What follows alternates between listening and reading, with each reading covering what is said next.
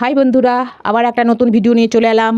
আজকে যাচ্ছি চম্পকনগর, চাঁদ সওদাগরের জন্মস্থান, যেখানে চাঁদ সওদাগর জন্ম হয়েছিল সেই চম্পকনগরে আজ তোমাদের সব দেখাবো। এখন আমরা কসবা থেকে হাঁটতে হাঁটতে প্রকৃতির দৃশ্য দেখতে দেখতে যাচ্ছি। চাঁদ সওদাগর যেই শিব মন্দিরে পুজো করতো সেই শিব মন্দির আমি তোমাদের দেখাবো। আর বেহুলা লক্ষিন্দরের বাসর ঘর, সেটাও তোমাদের সঙ্গে আমি শেয়ার করব। আর আরও অনেক কিছু পুরনো জিনিস তোমাদের সঙ্গে শেয়ার করব। এখন আমরা যাচ্ছি চাঁদ সওদাগর শিব মন্দিরে, যেখানে চাঁদ সওদাগর পুজো করতো শিব মন্দিরে, সেই শিব মন্দিরে যাচ্ছি। আর আমি কিভাবে এলাম, কত খরচ, তোমাদের সঙ্গে সব শেয়ার করব। তোমরা আসতে পারো, এখানে খুব সুন্দর জায়গা, প্রকৃতির আবহাওয়া, গাছে ভর্তি। এখানে বাড়িঘর সেরকম কিছু নেই, বন জঙ্গলই ভর্তি। আর আছে যেই চাঁদ সওদাগর সপ্ততরী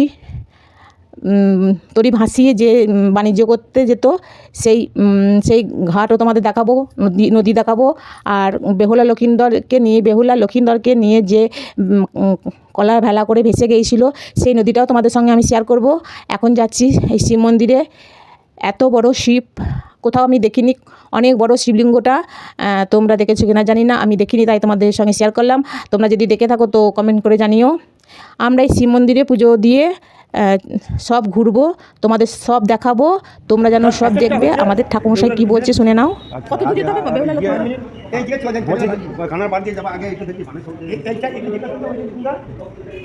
রামেশ্বর জিও মানে এটা তো দেখো।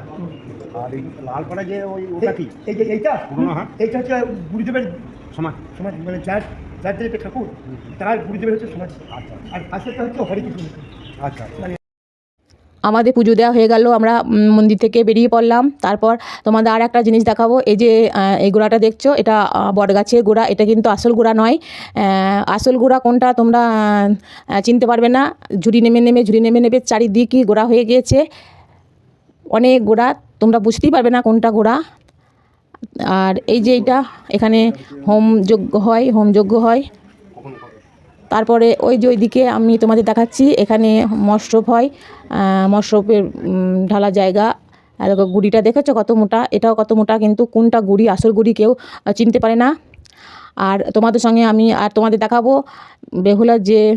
বেহুলা লক্ষিন্দরকে নিয়ে যে নদীতে ভেসে গিয়েছিল, সেই নদীও তোমাদের নিয়ে দেখাবো। তারপর রামেশ্বর জিওকে দেখলাম। আর আছে বানেশ্বর জিও, তার মাথা ভাঙা শিবলিঙ্গ। মাথা ভেঙে কে মাথা ভেঙেছিল কালা পাহাড়। তিনি জানতে পেরেছিলেন যে বানেশ্বর জিওর মাথায় মুনি আছে, কিন্তু মুনি খুঁজে পায়নি। এমন মাথা ভেঙেছিল, মাথার এত রক্ত বইছিল, সেই রক্তর স্রোতে একটা পুকুর হয়ে গেছে। সেই পুকুরটাও তোমাদেরকে আমি দেখাবো। এখন যাচ্ছি বানেশ্বর জিও মন্দিরে, সেখানে পুজো দেব। তারপরে তোমাদের পুকুরটাকে দেখাবো, যেই পুকুরটা বানেশ্বর জিওর শিবের মাথা রক্ত বয়ে সেই পুকুরটা হয়েছে, সেটা তোমাদেরও দেখাবো। এখন যাচ্ছি সেই বানেশ্বর শিবলিঙ্গের কাছে। এখানেও একটা গাছ আছে, এই গাছটা খুব মোটা গুড়ি, কিন্তু একটাই গোড়া। অনেক রকম গাছ আছে, কি গাছ আছে আমি অত চিনি না, জানি না, তাই তোমাদের আমি বলতে পারছি না কি গাছ আছে। তারপরে দেখাবো তোমাদের আমি যেই পুকুরটা রক্ত স্রোতে তৈরি হয়েছে, সেই পুকুরটা দেখাবো। সেই পুকুরে গিয়ে আমরা একটু মাথায় জল দেবো। শুনেছি নাকি পুকুরের জলটা একটু মিষ্টি আছে কিনা জানি না। তারপরে তোমাদের দেখাবো বেহুলা লক্ষিন্দরের বাসর ঘর। বেহুলা যে শিলে মশলা করেছিল, সেই শিলটাও তোমাদের আমি দেখাবো।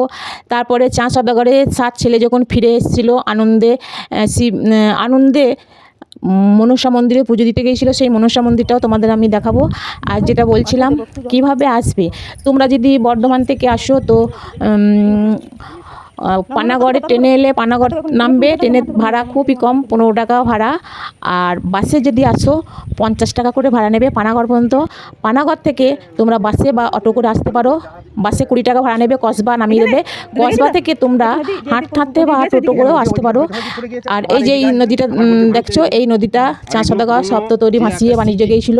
আর বেহুলা লক্ষিন্দরকে নিয়ে কলার ভেলায় করে এই নদীটায় ভেসে গেছিলো। এই নদীটা এখন মাটি হয়ে গেছে, সামনের দিকে এগিয়ে গিয়েছে। আর এখানে সাঁওতাল পর্বত আছে, সেই সাঁওতাল পর্বতই বেহুলা লক্ষিন্দরের বাসঘর হয়েছিল। আর এই যে মন্দিরটা তোমাদের দেখাচ্ছি, এই মন্দিরটা মা মনসার মন্দির, এখন নতুন হচ্ছে। পুরনো সব ছিল, এখন ভেঙে সব নতুন বানাচ্ছে। ঠাকুরমশাই মুখে শুনলাম নাকি এই মনসা মন্দিরই চার সদাগর যখন 7 ছেলেকে ফিরে পেয়েছিল, তখন আনন্দে সপরিবারে এই মনসাকে পুজো করতে এসেছিলো। এখানে পুরনো মন্দিরও একটা আছে, এই পাশে আবার নতুন মন্দির করেছে। আমরা যখন পুজো দিতে গেলাম, ঠাকুরমশাই বললেন যে কারেন্ট নেই, তোমরা পুজো মূর্তি তো দেখতে পাবে না। তারপরে দেখছি যে হ্যাঁ কারেন্ট, ঠাকুরমশাই বললো কারেন্ট চলে এসেছে। তাই মূর্তিটা তোমাদের আমি ভালো করেই দেখিয়ে দিলাম। মনসা মূর্তি এই ঘরের মধ্যেই আছে, দেখো মন্দিরের মধ্যে। আমরা পুজো দিলাম, পুজো দিয়ে তারপরে আবার ঠাকুরমশাইয়ের সঙ্গে আবার একটু কথা বললাম। ঠাকুরমশাই তোমাদের কী কথা বলছে সেটাও তোমাদের আমি শোনাবো। এই যে মনসার মূর্তি, এই মূর্তিটাতে এই মন্দিরই 4 সদাগর পুজিতে ছিল। এবার ঠাকুরমশাই কী বলছে শুনুন। যে হাতে পুজি আমি দেব সুলো পানি, সে হাতে না পুজিব ট্যাং মুড়ি কানি। হ্যাঁ, তা বললে তোর মনসা পেছনে দাঁড়িয়ে আছে, তো বলছে তোমাকে ডান হাতে করে পুজো করতে হবে না, বাঁ হাতে করে করো। তো বলে তোর মুখ দর্শন করবো না, তোর মুখ দর্শন করবো না, বলে পেছন থেকে একটা ফুল ছুঁড়ে দাও।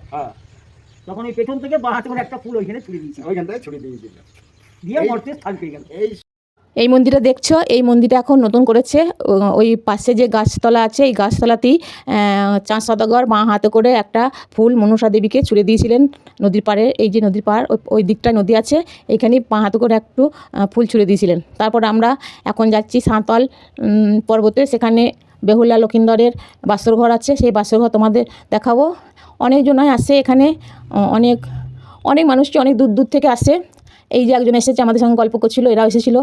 এই দেখো 4 সদাগরের বেহুলা লক্ষিন্দরের বাসর ঘর। এটা বেহুলা লক্ষিন্দরের বাসর ঘর, লোহার বাসর ঘর। বলছে লোহার দিয়ে তৈরি ছিল, তবে মেঝেটা ইট সুরকি দিয়ে তৈরি। একটু আধটু লোহা আছে, সেটাও তোমাদের আমি দেখাবো। এই যে লোহা দেখছো, অনেক দিনকার কথা, বহু দিনকার কথা, সেই লোহা কি আর থাকে? তবু একটা আধটা লোহা দেখা দিয়েছে, তোমাদেরকে আমি দেখালাম এই লোহাটা। তারপরে চলে যাব, এই যে বেহুলা এই শিলি মশলা করতো। তারপরে এখানে আছে বেহুলা লক্ষিন্দর যেখানে থাকতো সেই ঘরটা, এই ঘরটা বেহুলা লক্ষিন্দর থাকতো। তোমাদের যদি ভিডিওটা ভালো লাগে তো একটা করে সাবস্ক্রাইব অবশ্যই করে দেবে, একটা করে শেয়ার আর একটা করে কমেন্ট করে দিও, আবার নতুন নতুন ভিডিও আপলোড করার জন্য। তারপরে দেখো এখানে বসতি একদমই নেই, বন জঙ্গল আর বন, বন আর বন, চারিদিক বন। প্রকৃতির দৃশ্যটা খুব সুন্দর, খুব মনোরমা দৃশ্য। তোমাদের সবই আমি দেখালাম, তোমরা যেন ভিডিওটা সম্পূর্ণ দেখো, আবার নতুন ভিডিও দেবো তোমাদের।